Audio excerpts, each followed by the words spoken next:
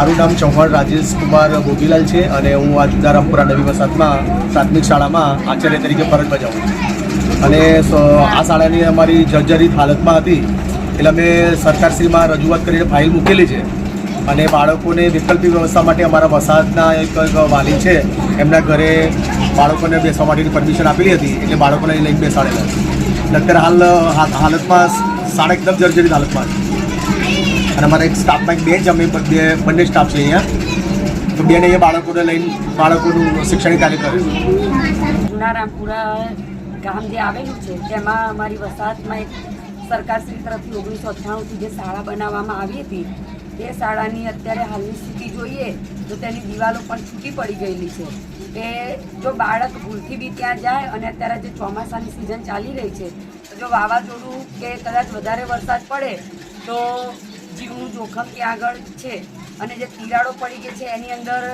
અત્યારે આજુબાજુ ખેતરો જ છે તો ખેતરોમાંથી કોઈ પણ જીવજંતુ ઝેરી જનાવર કે અંદર ઘૂસી રહે અને બાળકોને ક્યારે પણ તે નુકસાન કરી શકે તે હાલતમાં છે. એટલે વૈકલ્પિક વ્યવસ્થા તરીકે અમારા એસએમસીના જે સભ્ય છે તે બેન અત્યારે ઉપસ્થિત જ છે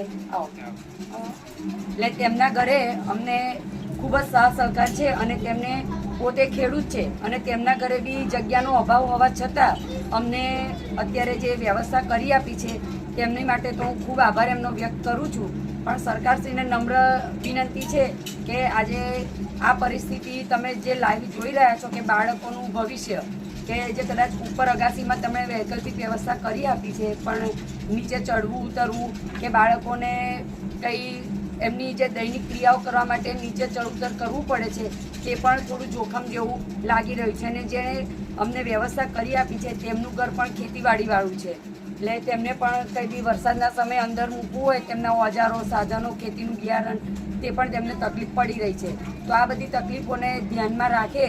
અને સરકારશ્રી જેટલું બને એટલું વહેલું અમને સ્કૂલ નવું બિલ્ડિંગ બનાવી આપે તે અમારી નમ્ર અરજ છે. આપનો પરિચય? હું જુનારામપુરા વસાહતમાં આસિસ્ટન્ટ શિક્ષક તરીકે ફરજ બજાવું છું. મારું નામ સોલંકી મનીષા વાસુદેવ છે.